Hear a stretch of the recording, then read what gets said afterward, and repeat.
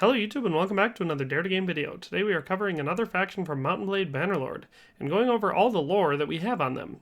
This one will cover the Aserai, the desert-dwelling Sarranid wannabes that everybody hates to love or loves to hate.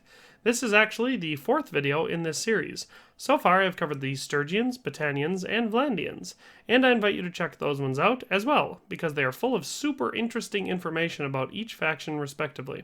I would like to remind you that throughout this video I will reference information from the game itself, as well as Warband, and of course the wiki, and even secondary historical sources as needed. So let's just dive on in and get to know the Aserai. Laying claim to the deserts of the south are the ancestors of the Sarranids, the Aserai. Based on the Arab tribes of the 7th century, the Aserai are made up of a collection of tribes that banded together to fight the Empire and are relatively balanced when it comes to warfare. Adhering to no specific specialty, an Aserai army will have a good balance of cavalry and infantry. Although one would be wise to take note, Aserai lands boast some of the finest horses in all of Calradia. The Aserai are an oasis people who cherish flexibility and adaptability. The Sultanate of Aserai is a kingdom in Mount&Blade II Bannerlord.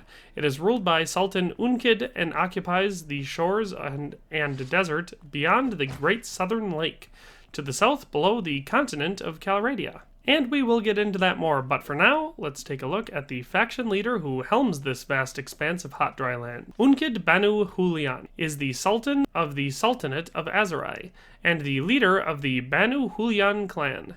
He is initially the owner of Kuyaz, Ain Balik Castle, and Ain Balik.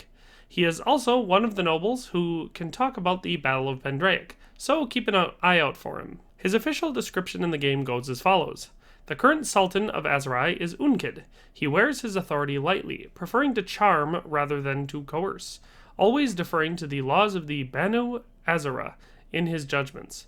But there are some who say that his Udain is remiss in his duty to administer justice, allowing the wealthiest clans, such as his own, to use bribes and clever legal arguments to oppress the others. When asked his views on politics, he will tell you, "Well, let me put things this way. The Banu Asera have never sought glory or domination. Where some see an enemy, we see only a trading partner who has gone astray. For that reason, we have tried to treat all others with fairness and respect. For that reason, the clans have always brought their quarrels to us to adjudicate. And it was natural that, when it came time for the Banu Asera to choose a sultan, that we were the ones chosen. But it is wearisome to be a sultan. The clans cling to their grievances as though they were children. It is not in men's nature to appreciate the fruits of peace and order. Rather, they brood over small injustices and perceived slights, and dream of shedding blood." When asked about the Battle of Pendraic, he will tell you, quote, "It was a tragedy that gnawed at the roots of all the great families of Calradia, even ours. So far away from the battle, we heard that the Empire was making war on the Sturgians, or maybe it was the other way around.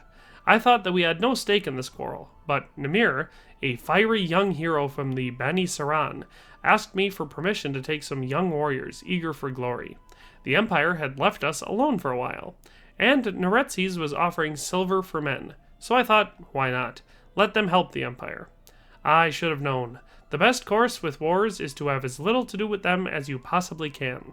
So Namir went and fought, and won glory, but also got a number of men killed, especially those of the Bani killed, and he became boastful and arrogant. And then, well, that was the beginning of the great feud between Sarranis and Kilds, but the rest of the story I should perhaps leave for someone else." Unquote. Through both of these quotes you can see that unlike the rulers who would come after him, and some of his opponents within the faction at this time, Unqid prides himself on being level-headed, just, and prefers to charm people rather than scream that he is the king and chop off their heads, which I think is both a good and admirable thing personally, but also one of the factors that leads the Aserai to the weakened state which we find them in the game. The Banu Asera, also known as the Aserai, civilization is comprised of numerous clans who all claim their descent from the legendary patriarch Azera. The clans have occupied the springs, oases, and coastline settlements of the Nahasa Desert and its surrounding areas since ancient times.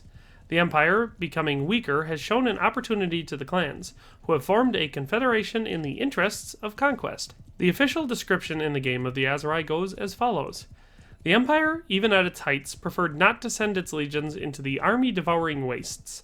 Instead, it projected its power into the Nahasa by cultivating clients and allies among the clans, who competed in an endless dance of power.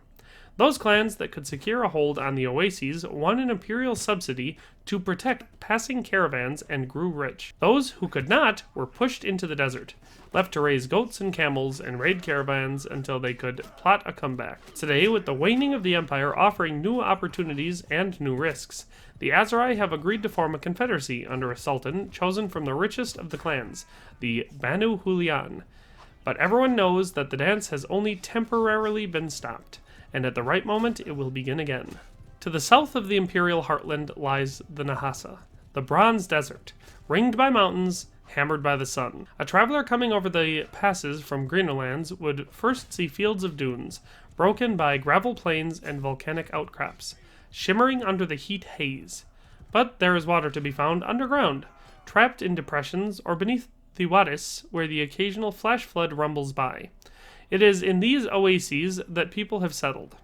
They are divided into dozens of clans and subclans, each with its elaborate genealogy, but are collectively known as the Banu Asera, or the Aserai after the legendary patriarch Azera, whom they all claim as an ancestor.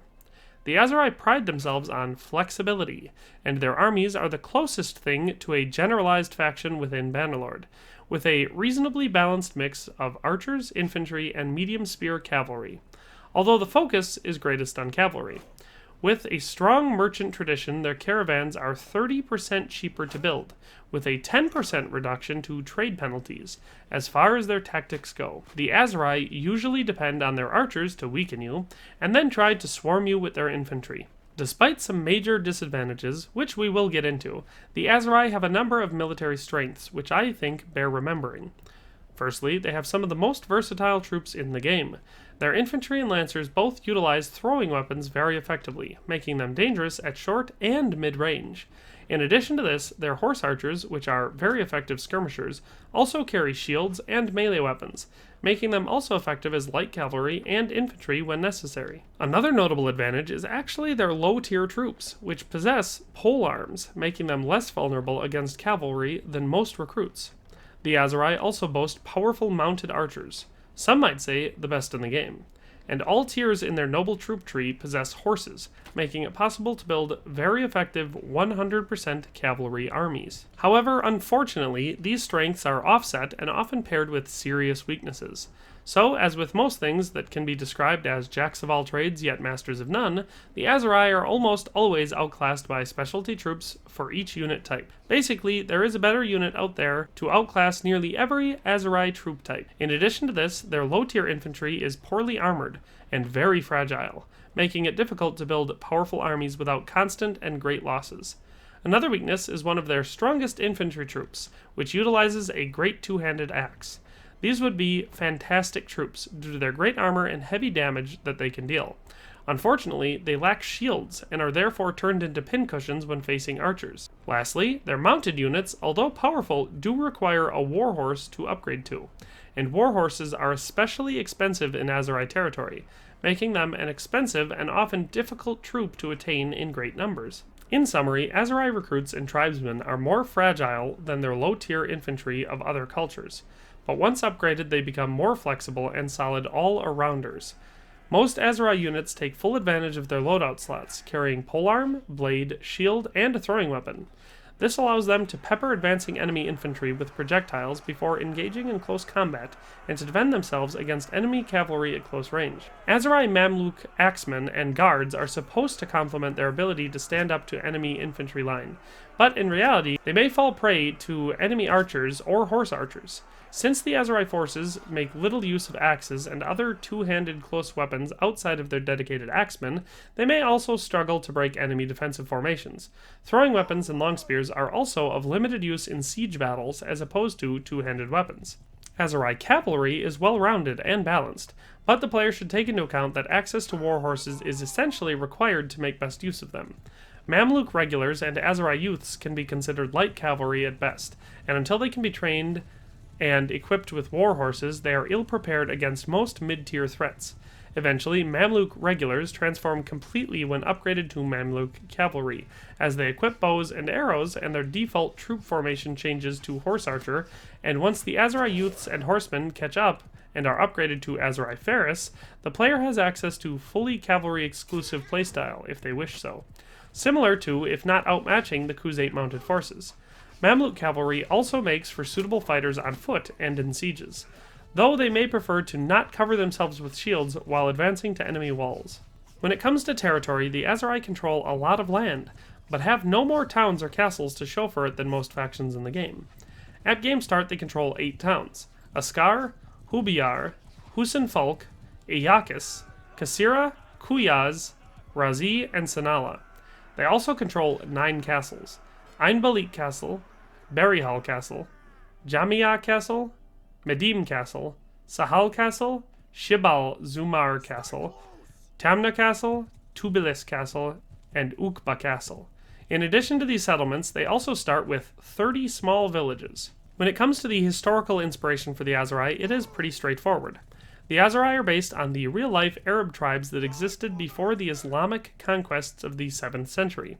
So unlike many believe, they are not the Muslim Arabs that would go on to harass and in many cases defeat the Byzantine Empire, but more likely inspired by the last kingdoms of the Persian Empire, and take features from the Parthians to a certain extent, but mostly draw inspiration from the Sassanids, which existed approximately from 224 AD to 651 AD. As for in-game lore, one of the clans, the Banu Sarran, will eventually supplant the Banu Hulyan ruling clan and form the Sarranid Sultanate 200 years later in Mount&Blade Warband. Well, that's just about everything there is to know about the Aserai in Mount&Blade Bannerlord. They are definitely an interesting faction, and make for a fun playthrough if you do it right. If you think I missed anything important, please go ahead and let me know down in the comments section. I hope you enjoyed this video and found it entertaining. But in any case, thanks for watching and have a nice day, and I'll see you next time. Thanks for watching another Dare to Game video. If you liked this video, please leave a like and a comment. If you haven't already, be sure to subscribe to the channel. If you like my content and would like to support this channel, consider becoming a member today for as little as $1.99 a month. It makes a huge difference. But in any case, thanks for watching and have a nice day. I'll see you next time.